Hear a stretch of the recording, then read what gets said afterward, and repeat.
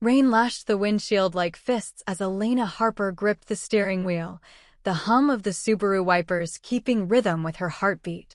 Northeast Portland blurred through the rain-soaked glass. Her phone vibrated in the cup holder, a ping sharp enough to slice through the storm in her chest.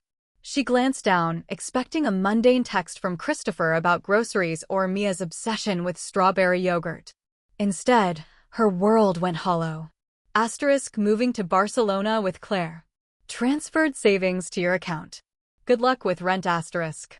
Her fingers stiffened on the wheel.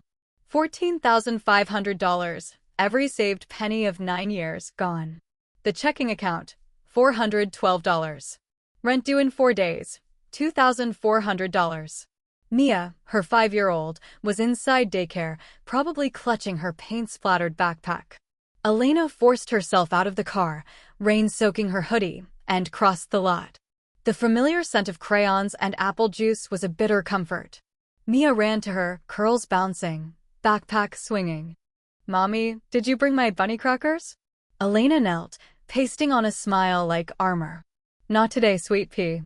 How about we grab some on the way home?" Her hands trembled as she signed the clipboard. The daycare chatter faded into static, replaced by the echo of Christopher's words, sharp and empty. Claire, his assistant, all sharp heels and ambition. The warnings had been there. Late nights, locked phones, excuses dismissed with a laugh. She'd ignored them. In the car, Mia hummed a rainbow song. "Is Daddy making tacos tonight?" "Daddies are on a trip," Elena said, bitterness coating her words. "We'll have pizza instead." Mia's face lit with innocence, oblivious to the fissures cracking beneath their lives.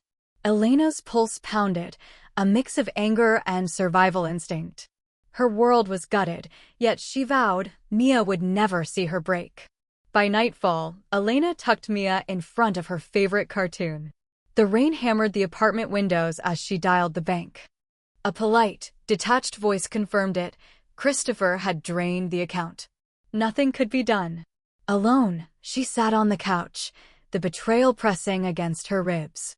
Memories of love, handwritten notes tucked into her sketchbook, whispered promises collided with cold reality. The life she had believed in, dissolved by a single text. Morning came, gray and dripping, as Elena dropped Mia at daycare. Rain blurred the city into a melancholy watercolor. The storm inside her mirrored the weather outside. She drove downtown, hoping for answers, but the receptionist's voice was a knife. "Mr. Caldwell resigned last week." 2 weeks. While she'd been planning Mia's preschool art show, Christopher had dismantled their lives piece by piece. Elena's mind raced. Was this calculated? She called Sam, a distant friend of Christopher's. "You knew," she demanded. Silence, then. "He made me swear not to tell." Elena's stomach churned. He'd taken everything, their savings, their stability, even her sense of certainty. Back home, a certified letter awaited, divorce papers, Barcelona address, relinquishing parental rights. Christopher's note to Margaret revealed the scale of their betrayal. $45,000 in a Cayman Islands account, evidence of a long game. Elena's grief transformed into a steel-edged resolve. Mia's laughter while finger-painting became her anchor. Late into the night, she sifted through Christopher's cloud storage, predictable passwords, unlocked folders containing emails, custody plans, and hidden accounts. Christopher and Margaret intended to use her postpartum depression against her in court. The realization hit like a blow. Yet within the chaos, Elena found a roadmap to fight back. The call from Claire arrived unexpectedly. Christopher was unhinged, hiding funds in Liechtenstein.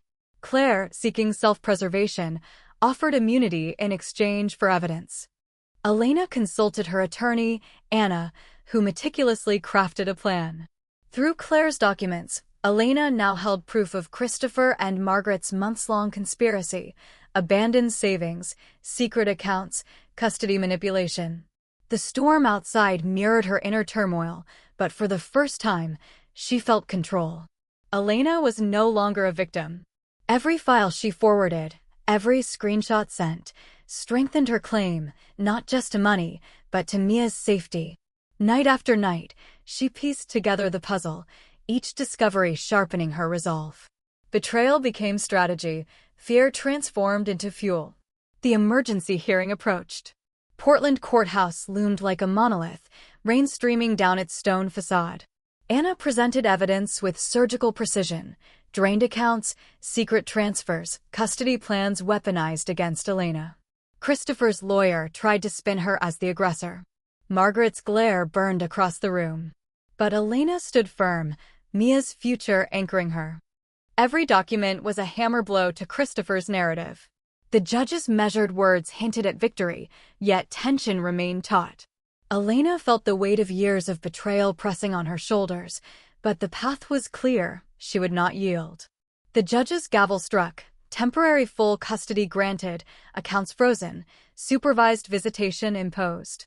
Elena exhaled, a breath held for months. International calls confirmed Christopher's schemes were unraveling. Margaret's manipulation, designed to sabotage Elena, backfired. Claire's immunity solidified Elena's legal advantage. Victory was not just legal, it was personal.